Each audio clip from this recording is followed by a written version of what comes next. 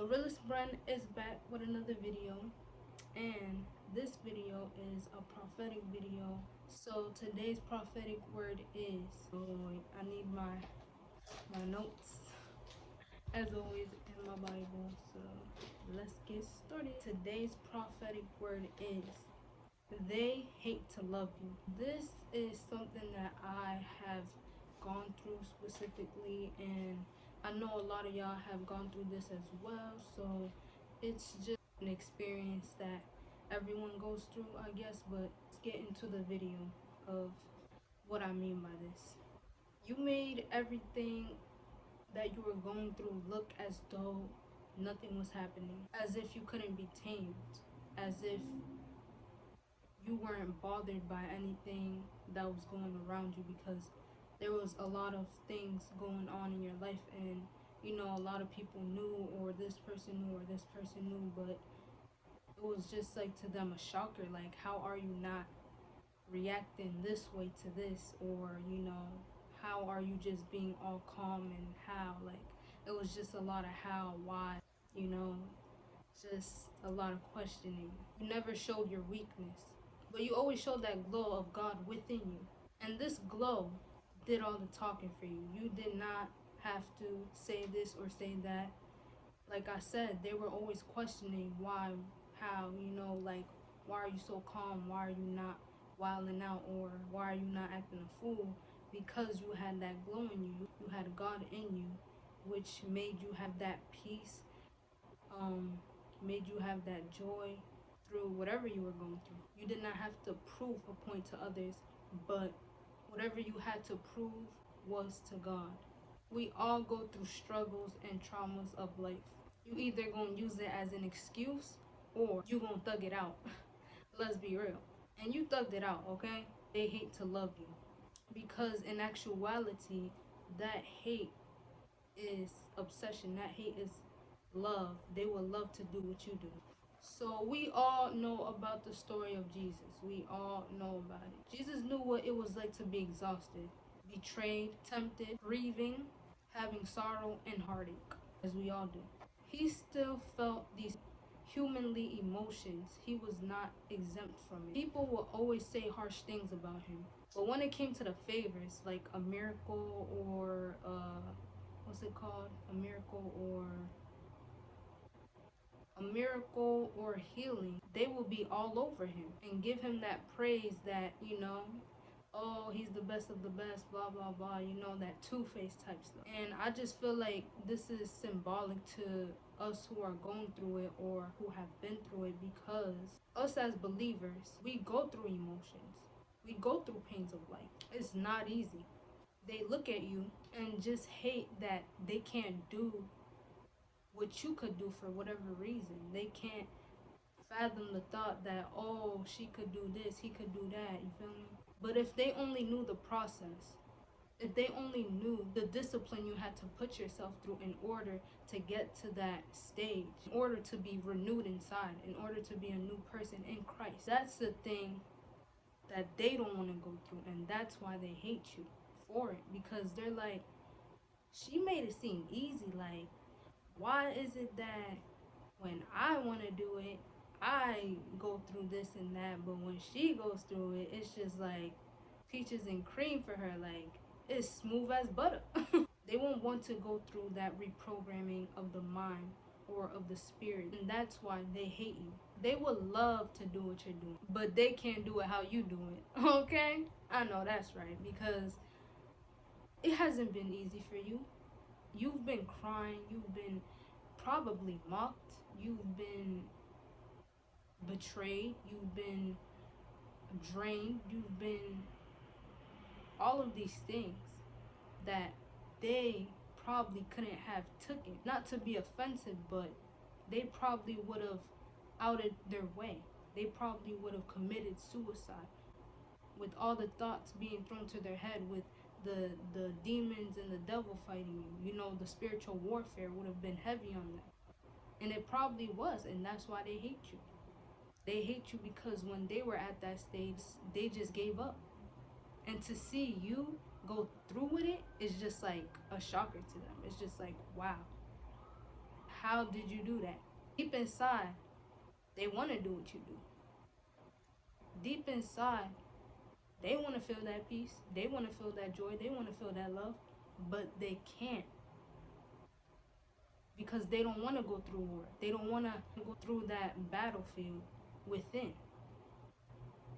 They don't want to look at the inner child. They don't want to do none of the work that is required in order to get to that state of mind and state of spirit. But it seems like nothing works out for them. Even their false idols, even their false, you know, practices that they practice. Because I've seen it firsthand. You know, I live with people that claim that they're happy, but they're not. They're haters. They're envious, and that's all I can say. I'm not really a judgmental person, but from what my clear eyes can see and what I can sense in the spirit is that they're haters. But let's continue. Because see, these people run back to the comforts of the world in order to find that peace, in order to find that joy. And it's not real. At the end of the day, it's not real. It's temporary. But unlike God's love, yeah, you might have your days, you know, we're not perfect, but it's going to reside in us.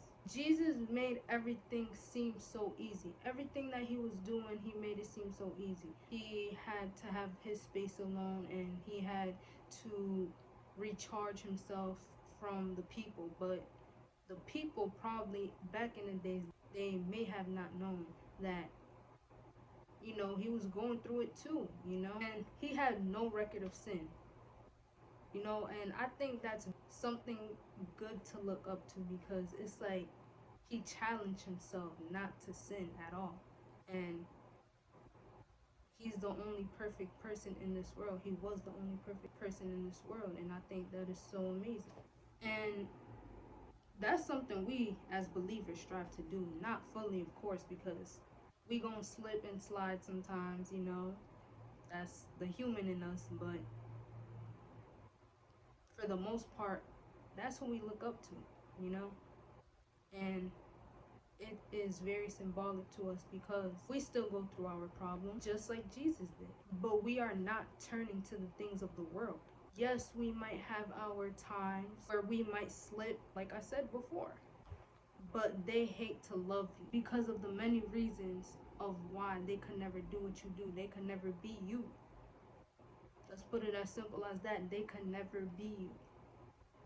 It is impossible for them. It is impossible for them to retract their mind. It is impossible for them to challenge themselves like you do. It is impossible for them to want to push yourself. You know, it is impossible for them. They want to be lazy minded. They want to be, you know, everyone's going to give me this. You know, they want a handout. They want a handout. They want God to look below them and be like, oh yeah,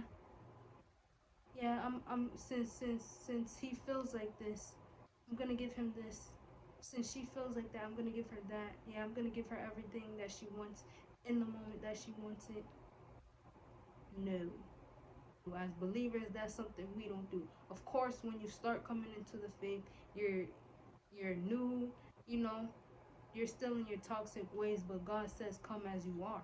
So in that case scenario, come as you are, but don't stay as you are. Be renewed, because he says that he's going to renew you. So if he says that, what does that mean, right? For this word, God gave me the verses John verse 15, 18 through 19. If the world hates you, know that it has hated me before it hated you. If you were of the world would love you as its own. But because you are not of the world, but I chose you out of the world, therefore the world hates you. And of course the world hates you. Who owns this world? The devil. You know, he owns everything in the world. So that's pretty obvious. And almost everyone in the world follows him. So of course, when somebody sees you doing something different, it's just going to be like, who she thinks she is, who he think he is. Like, who do you think you are? Trying to one up me like that. Like, who do you think you are? You feel me? It's a shocker to people. It's something that is like, whoa, type of thing. And people cannot take that. Like, people are just simple minded.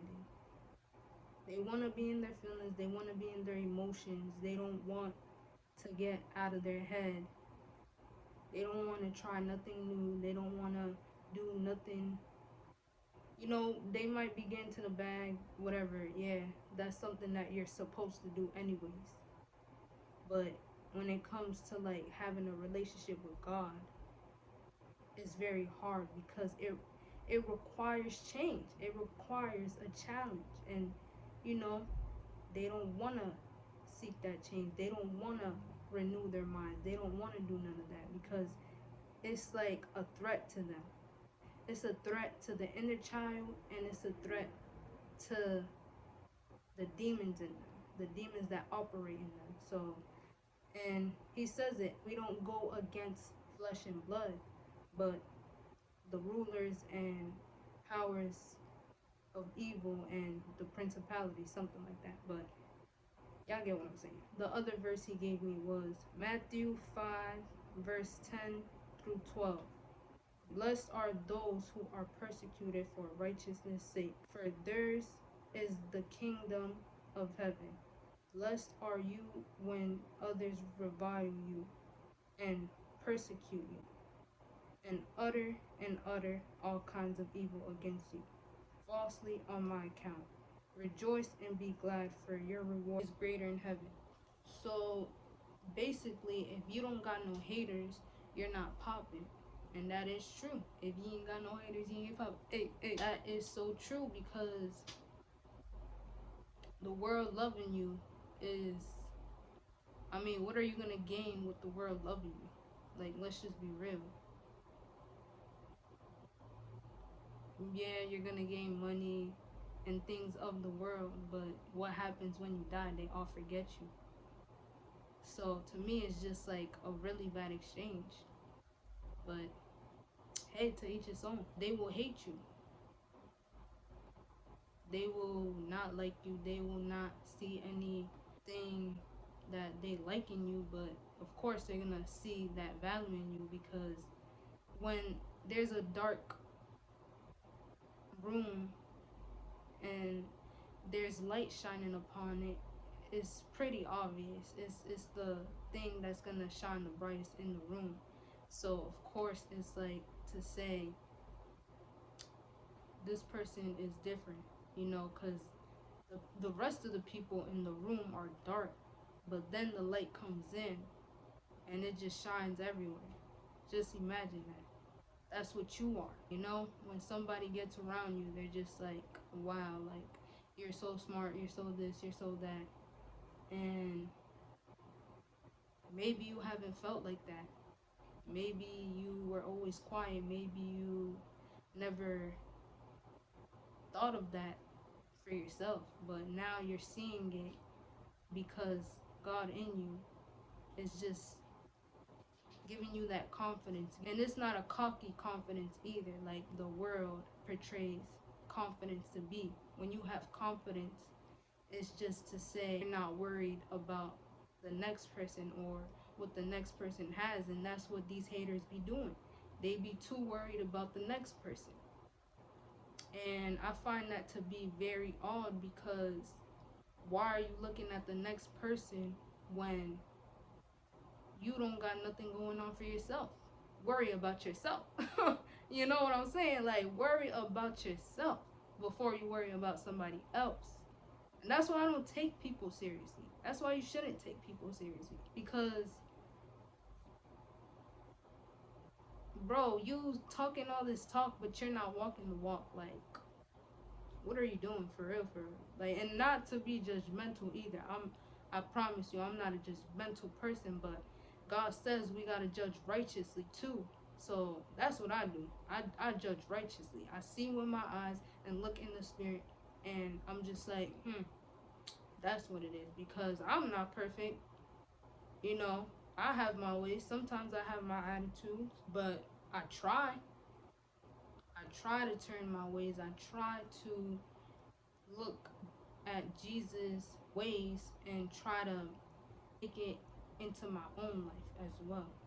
So don't worry if people hate you. You got nothing to prove to these people because, like I said, yeah, they're getting to the bag, they're getting their money. That's cool, that's fine.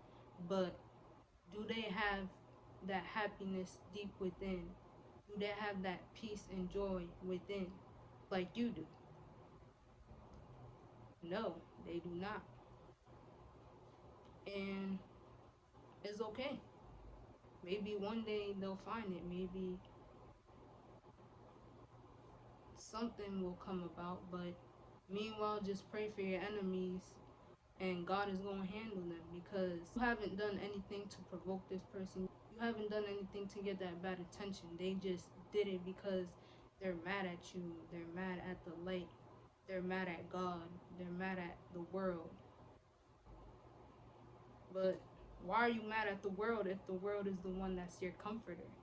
You know what I'm saying? Like, be mad at yourself for choosing the things of the world. Like I said, it's not going to fulfill you inside. It's just going to keep making you bitter, making you egotistical, making you prideful.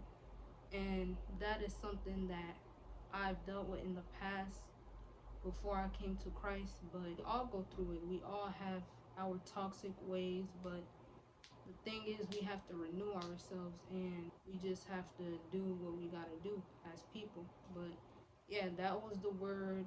And I'm assuming you have not subscribed to the realest brand. Hang that like and subscribe button for more. Once you are a part of the realest, you cannot go back to the lies. So become a part of the realest, be the realest, and remember to always be real. And with that being said, I'm gonna catch y'all until next time.